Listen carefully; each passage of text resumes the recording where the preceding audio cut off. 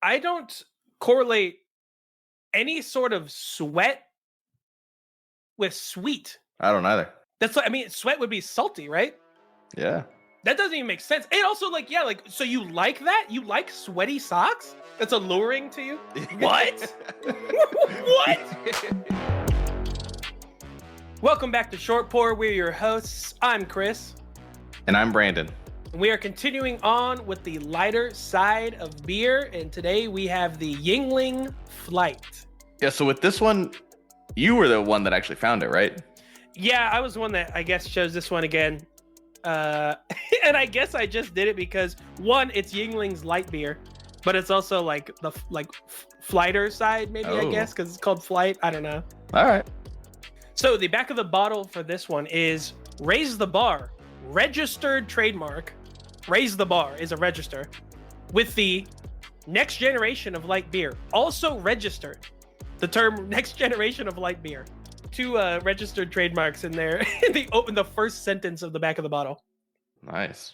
Flight by Yuengling is easy drinking, clean, crisp, and refreshing. Flight is only 95 calories, 2.6 grams of carbs, and 4.2 ABV. I had a question actually about this because we have this like big ass like 24 ounce like tall boy can. The 95 calories is for like a regular can, right? Yeah, I would imagine that it is for one serving. Oh, if you look at, yeah, it says 95 calories per 12 ounces. Okay. It's like really, really small where it says yeah. that. So I only saw them in the big ass 24 ounce cans too. So Yeah, they want you to get your money's worth, I guess. I guess so. I always think it's interesting because Yuengling always blasts that they're the oldest brewery in America, right? Mm-hmm. Which is cool, but it's also like, I feel like it's also kind of like Little Caesars being like, oh, it's hot and ready, but is it good? It's hot and ready. Yeah, yeah. Like, hey, we're the oldest brewery in America. Cool. Is it good? Well, we've been around the longest. Yeah. I will say, it does not taste like Miller, Coors, Bud Light, that kind of thing. No, it doesn't. It honestly tastes like less barley-y than those, even like less flavor. Really? You think? I feel like there's a flavor there. It's just different, I guess. Yeah, maybe that's it. Maybe it's just different. I don't mind it though. It's not bad. I can see like this is definitely a really light beer. Like it is easy drinking. Yep. Easy on the brain. Easy on the brain. I'm just going to keep bringing it up, I guess. I mean, it is funny. It's kind of a weird way to say it. Okay, so some reviews I found for it. The first one, straight from the can. Typical light beer, sweet, sweaty socks smell. What? But this was like, this was the good review. I was like, dude, what do you mean sweet, sweaty socks? Also, I love the alliteration. I don't correlate any sort of sweat with sweet. I don't either. That's what I mean. Sweat would be salty, right? Yeah. That doesn't even make sense. And also, like, yeah, like, so you like that? You like sweaty socks? That's alluring to you? Yeah, I guess it is to them. Well, for a beer, yeah. Yeah, I don't want my feet to smell like that, but I don't mind drinking it. Yeah, I don't mind my breath smelling like that. I don't smell sweet, sweaty socks, but Yeah, I've never even smelled a clean sock that smells like this. Like it just doesn't. I don't see how you get socks. I just don't get sock. Yeah, it's not on the smell profile. Low sock energy here. All right, they keep going. Taste is clean, light, inoffensive, supremely drinkable. I can crush a 12er of these easy. An enjoyable hot day beer. It's probably is pretty sessionable. Yeah, I could see it being a hot day beer for sure. And it is. I think that's the best term for it. It is inoffensive. Yes. Yeah. This would be a good first beer. Yes, it would actually. This would be a good first beer for somebody. We found it. We'll have to keep that in mind. I got a second one here. Also, I want to point out, whenever I get reviews at this point, like I'm not really looking for like a good one and a bad one. I'm mostly just looking for something that someone said that we can like it's outrageous. Make fun of. Yeah, it's really all I'm looking for. That's fair. So this one had a weird aftertaste, similar to the wheat bread at Subway if it were doused in molasses. What? When was the last time you had Subway? Okay, yeah. Man, last time I had Subway, it's honestly probably been a few years. I'm trying to think of the last time where I was like really desperate. Dude, I think Subway is still maybe the most popular like fast food restaurant in the US. Do Mm, you know what I'm talking yeah, about? I Or like at least it has the most stores or something? yeah, storefronts in the world, I think. But yeah, I remember whenever they overtook McDonald's, and that was like a big deal. It's crazy. Okay, so let's take these in order. McDonald's did overtake Subway again. Although these numbers are a little out of date. There's from 2022, but they had over 40,000 and Subway had like 37,000. Okay. I mean, that's pretty close still. That's worldwide. Yeah. Do you know what the third one would be? KFC. Oh, KFC is actually number 5. I would have never guessed KFC. Dude, I knew Starbucks. KFC was really popular. Oh, yeah, that's a good. Yeah, I should have gone with Yeah. the Starbucks. Oh well, but KFC is like super popular, like across the world. Down there at number 19, Little Caesars. There they are. Let's go. See, hanging around, hot and ready, dude. It's crazy. The numbers like really drop off because this is worldwide, mm-hmm. and it's U.S., China. So mix you ice cream and tea, which what a combination for a store. Mm. The first 4 are all above 36,000. Yeah.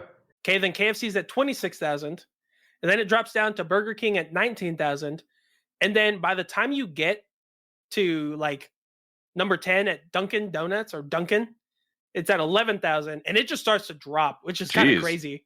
Yeah. Yeah. That is pretty nuts. Number 94, Chuck E. Cheese. That's honestly much higher than I would have guessed. Like, than they have like any business being. They have 590 locations. Dude, even more. Number 102, Captain D's. Jeez.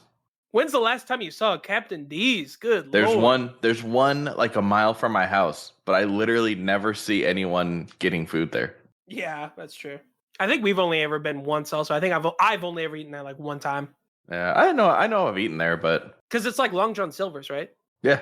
For a long time, for whatever reason, I thought it was an alternate name for Denny's. Like that, somehow Denny was also Captain D. Like that was what it stood for. Well, I mean, yeah, there's like McDonald's and Mickey D's. Like you can, say it another way. But in my kid brain, that just made sense. Yeah, it does. I mean, it has a capital D, so. Yeah. Oh wait, it's Captain, not capital. Capital D's. Capital D's. I mean, it does. The D is still capital, so that's what I thought you meant. I know, but I just. It's like, wait, it's not called Capital D's, it's Captain D's. So they finish up. There are beers with more flavor, better flavor, and still fewer carbs. And that is what I don't get. I love Yingling, but this is crap. Michelob Ultra tastes better. I guess just get Michelob Ultra. Like, that's a pretty readily available beer. Yeah.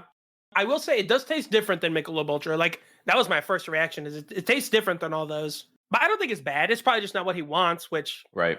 I don't know. That's not that terrible of a review for me because it's just not what he wanted, I guess.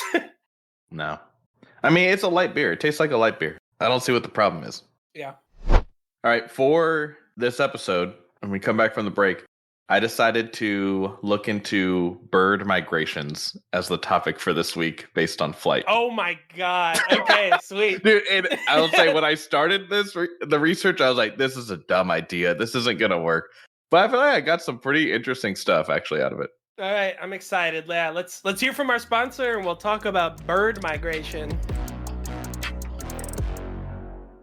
Attention. If you or a loved one has consumed Peter Peener's peanut butter, you may be entitled to financial compensation. Peanut butter has been found to contain an amount of undisclosed bodily fluids that have been known to react with jams or jellies. Please contact the law offices of Victoria Vaginer for free consultation and information packet. Together we can put this bad peener in its place. Welcome back to Short Pour. We're going to go ahead and get into bird migrations. And I started off looking up some general research of them. Okay. So with bird migrations in general, right, they're motivated by some combination of like food, breeding, nesting, and temperature, right? Like they're all Yeah, that makes sense. factoring into it in some way. So I guess there was like a big debate about what happened with birds in like the early 1700s. And like they didn't really know what they did. Okay, yeah, because like, Yeah, the world's not connected. yeah, so they were just like, where did they go? They're gone. Yes. Yes, it was genuine. I think it was Dude. like genuinely a big mystery to them. I was like, I never thought of it like that. Like I just always knew that they went south for the winter, whatever. But Yeah, that is kind of wild to think about. so in 1703, there was an essay published, and the essay's title is An Essay Toward the Probable Solution of This Question. When come the stork and the turtle dove, the crane and the swallow, when they know and observe the appointed time of their coming? And that is the title of this essay. I would love to see one of our like ELA teachers in high school like get a hold of this essay and be like, "You Dumbo, what kind of title is that?" Yeah, just all over the place. Yeah, I guess I missed the author on here, but they attempted to basically explain where birds go, Okay. and their ultimate answer to this question was the moon. Oh my god. What? Like they were just like, all right, boys. Just go Yeah. straight out. Well, Oh my god. again, I guess they just, they really didn't have much concept of the moon. Like, obviously they knew where, like, the moon, they saw it in the sky, whatever, but I don't think they grasped, like, how far away the moon is. Yeah. And they didn't really know much about birds. They're like, hey, these two unknown things, I bet they're related. Yeah, they got to be connected. That's got to be it. That's an interesting theory too, because I feel like very rarely do you ever see birds like flying completely straight up. Right. Like it's always like like an ascent, like diagonally. You know what I mean? So like, where did they even get that idea? Like that they were taking like a huge, like winding circles all the way up. You know what I mean? Yeah, I don't know. It also, I mean, just what a time where you can just say the most outlandish thing and you have no way of proving otherwise, like, oh, I don't know where those birds went. Maybe they did go to the moon. Well, to be fair, I'm sure that the reading comprehension and reading skills of the time of the general person were still not great. So somebody probably saw that or heard it and was like, well, fuck, that guy said a lot of words. He must know. That title. I couldn't even get through the title. Yeah. So at this point, people, obviously clearly have like no idea what's happening with them. They got their first clue in 1822. Wow. That's a long time. Yeah, it's over 100 years. Yeah, them like posing the question of being like, maybe we should start like look into it. Yeah.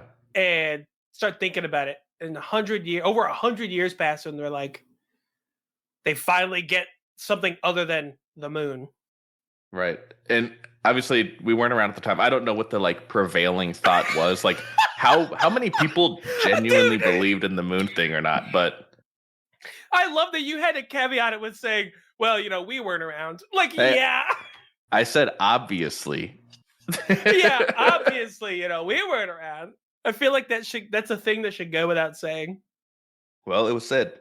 Anyway, so sorry, this German hunter, he shot a white stork, and when he like got to the stork, there was an arrow already in its neck. Oh. And the arrow was somewhere from Central Africa. Whoa. And so then that's how they started piecing together, like, whoa. Like, how would this bird end up with, an arrow from here and get shot over here? Like, this bird obviously got there. So. Dude, that's wild. That makes a lot of sense, though. Yeah. That's crazy. Dude, that bird's poor life. He was like, yeah, I got shot once. They couldn't hold me down. I'm going to fly to a whole nother goddamn continent. I made it. I'm safe. And then shot again. Yeah. Or, I mean, I know we always quote this line from Fury, but I started off getting shot in Africa. Now I'm getting shot in Germany. It did end. It did end. Oh, It man. didn't. If anyone's seen Fury, you should be able to connect that line. But Oh man, that's good. so from there, I think people have gotten a decent idea of bird migrations. So I started to look into like specific ones, like of note, I guess. Hmm. Oh, okay, So yeah, I looked up the furthest migration. yeah. Okay. This is done by a bird called the Arctic tern. So they have like what's called a circumpolar breeding distribution. So they essentially live in like all the surrounding areas of the North Pole is where they breed anyway. So Oh, that's actually kind of a. Did you look it up? yeah, It looks like a very unassuming bird. Like I right. was expecting, something that looked kind of like wild. No, it looks. I mean, it looks like the sport model of like a finch. Yeah. Yeah, it's just like a little guy with a orange beak and like a like black on the like very top of its head, like a black cap kind of thing. Yeah. Yeah. I hesitate to call them cute because I don't know birds. I don't know if birds can be cute. They can. Maybe penguins. But Penguins are for sure. oh yeah, kiwis. Okay, never mind. I take it back. Okay. Right? Kiwis are is it? No, not kiwis. Kookaburras or whatever. Right? Really? A kookaburra? Right? Isn't that what it is? I don't know. Hold on. What is this? I don't think those are cute. No, maybe this isn't a kookaburra. What is this? I mean, what about like a duckling or something, you know? Okay, yeah, but that's a baby. That's different. I feel like. So it's still a That's cute bird. okay, all right. So the Arctic tern breeds all around the North Pole, essentially. They have the longest migration. So some of them live in Iceland and Greenland, or that's where they nest. Others will nest in the Netherlands. It's kind of like just those specific areas. They only nest every 1 to 3 years. Oh, okay. But during their nesting years, if they live in Iceland or Greenland, they take a round trip in 1 year of 44,100 miles. Wait, so they just fly around to get to the same spot, or where do they go to? They essentially double dip the summers. So they spend our summer months in the northern hemisphere up by the closer to the North Pole. Then they will go down south to Antarctica and hit the southern hemisphere's summer months. Okay. And they'll go down there. And then if they're nesting, then they'll go over to Iceland, Greenland. And if not, then they'll just go back up to the North Pole. So when they're not nesting, they take a 25,000 mile trip. But if they are nesting, then it can get up to 44,000 miles. God damn, that sounds exhausting. That's crazy. Yeah, that's nuts. I mean, that's a lot. Yeah. I've always wondered, like, how long can they fly without, like, stopping? Like, without having to take a break? Oh, I got that bird. I have the Guinness Okay. Book of World Records bird for that one. It's not an Okay. Arctic tern, actually. It's a different bird. Arctic terns do stop and rest. Okay, but it's because clearly for large portions of that, like, they're flying over, like, ocean. So, like, where are they going to land? Yeah. So I did look into that. Some of these, I guess, I don't know about the Arctic tern. I would assume, since it's able to like stop and rest, it depends on their feet. If they don't have webbed feet, they can't land in the ocean because they won't be able to get themselves back up and out. Oh, okay. So some of them can rest in the ocean Okay. if they do actually need to. Okay. Yeah. I assume it's not great, but Yeah, that's true. I guess I didn't think about that, but yeah, that makes sense. So like, I don't know if you saw this either.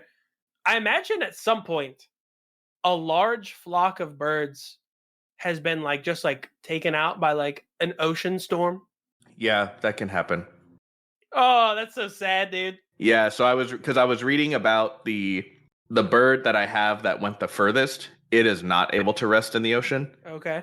And so they like mentioned with that it can't rest. So, this feat is made especially incredible because had like weather caused it to have to try and land in the middle of the ocean, Mm-hmm. it would have tried to land, but then it wouldn't have been able to get back out and it would have, died. But Yeah. yeah. So with the Arctic tern, they were able to tag them. So it's called ring, like they ringed it.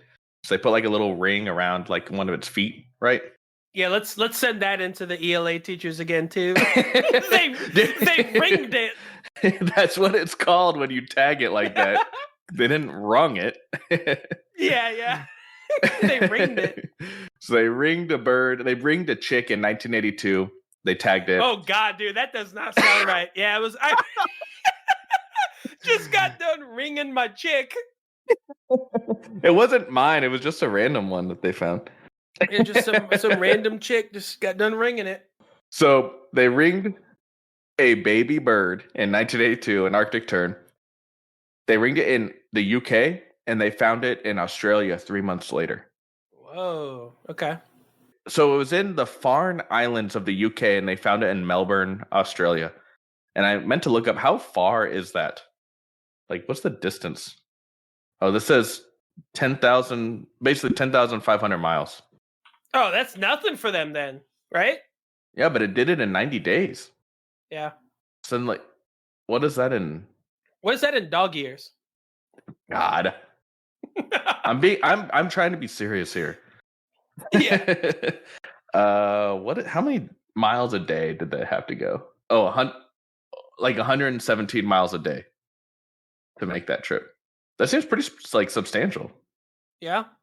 Especially because like they're not necessarily like a very They're not big. large bird. Yeah. Like I mean, I don't know what all goes into like how fast a bird can fly, but like, yeah, it's not a big bird or anything. Like it doesn't look super, stout or anything. Yeah. I don't know. But so that's the longest migration. Technically Wikipedia classifies them as medium-sized birds. Oh, okay. Again, whatever that means. The other thing actually I thought was interesting with them is like, how they have for different animals like the conservation level, like endangered. Oh yeah, like they're protected. Yeah. Right. They are in the least concern category. Oh, really? Which I feel like is pretty wild. I'm like, man, like they're traveling literally across the world every year twice. But like in terms of like, I guess they're doing all right numbers wise. Yeah, good for them. So based off of that one, can you guess what the shortest bird migration is? Okay. God, and that was what, 44,000 ish? Yeah. Miles. Okay. 20 miles. It's less. 0 miles. 0. Because some birds don't migrate.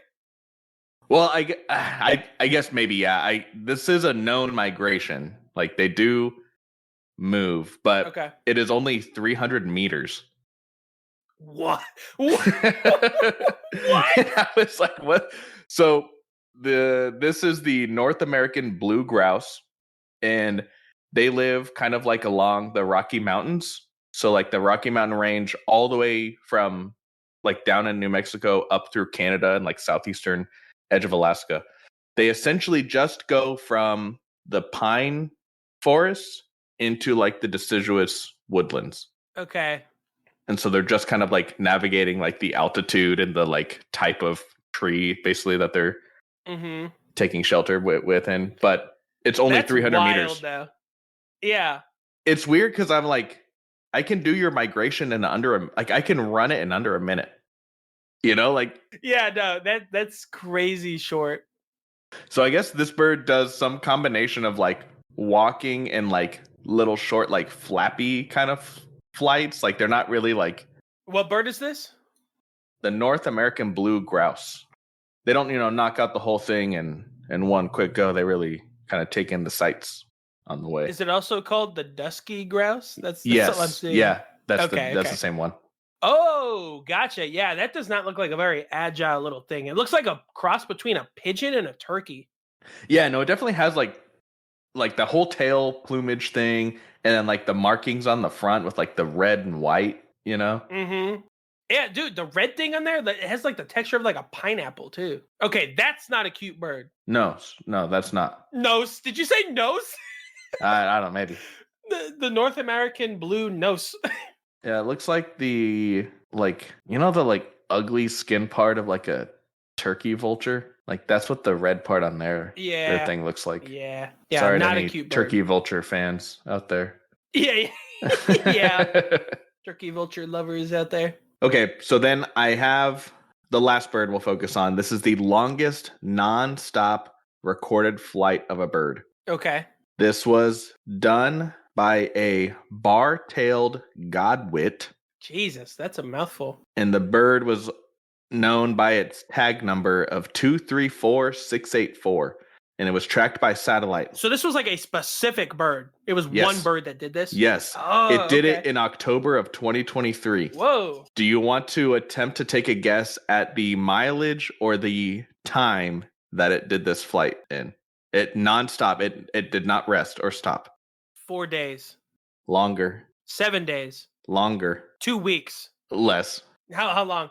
It was 11 days and 1 hour of continuous flight. Jesus. Holy crap, dude. It said that the bird lost around half or a little more than half of its body weight during the flight. Whoa. That dude, if you like look these birds up too, it doesn't look like there's a whole lot for them to lose even. Right. Yeah. Yeah, like they're skinny little birds. Yeah. So it flew from Alaska to Tasmania, which is 8,435 miles. That's badass, dude. That's sweet. That's nuts, right? Yeah, that's crazy.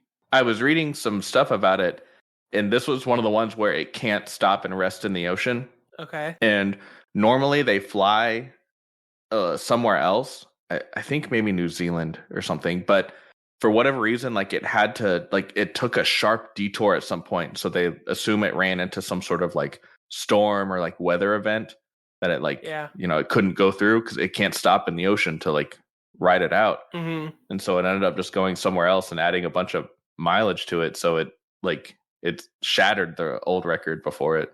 Do birds just do that? Do they just ride out storms like sitting on the water? I bet they do because they're so light. Dude, that's wild to think about that. You know what I mean? Like they're basically just a buoy. Yeah, that's true though. Dude, this did end up being pretty cool. Well, it was cool in the sense of like, I don't know. Whenever I think of migrating birds, I only think of geese. Yeah, that's true. And it's because we get a ton of them. And I feel like it's like nonstop for like a 3-month period in the fall and a 3-month period in the spring of they're just constantly geese flying around here, Yeah. pooping everywhere. Yeah. And that's really all I basically think of when I think of it. But I mean, like these things are like, oh my God, like they experience a completely different parts of the world every year, you know? Like that's crazy. Yeah, like totally different like climates and stuff Yeah. and ecosystems. Yeah. I will say with the bar-tailed godwit, I mean, obviously that was just one bird that did that. I didn't look up like what their average migration is, but as a species, they are near threatened. So they are struggling a little bit. But yeah, it's a little bird. Yeah, that's crazy, dude. That's cool. I don't know, just like I can't do anything for 11 days straight. I couldn't do Yeah. anything like let alone a physical activity like that. There's no way. Well, hold on. That's not true. I imagine that you breathe for 11 days straight. That's true. I imagine that your heart pumps for 11 days straight. That's true. But I'm not really in control of those. No, I know. Yeah, I know. But when this bird took off, like there's no way this bird started flying and was like, yeah, I got 11 hours or 11 days and 1 hour left of this. You know? Yeah. That's crazy. Yeah, that's nuts, man. And that's just when we've been tracking and just when we like knew what the hell they were doing. Imagine, like, I'm sure that there's been some that's been longer than that too. Well, the ones that were going to the moon. Yeah, yeah. Maybe they could have made it to the moon. Who knows? They don't make birds like they used to. Yeah, that's true. Well, that'll wrap us up for this week. As always, please recommend us to a friend or subscribe to us if you're listening to us on Apple Podcasts, Spotify, or wherever you listen to your podcasts. Any likes or reviews always help us out. If you could follow us on Instagram at Short Pour Podcast or send us any suggestions through email at shortpourpod@gmail.com. And as always, whether you pour short Or pour long. always finish.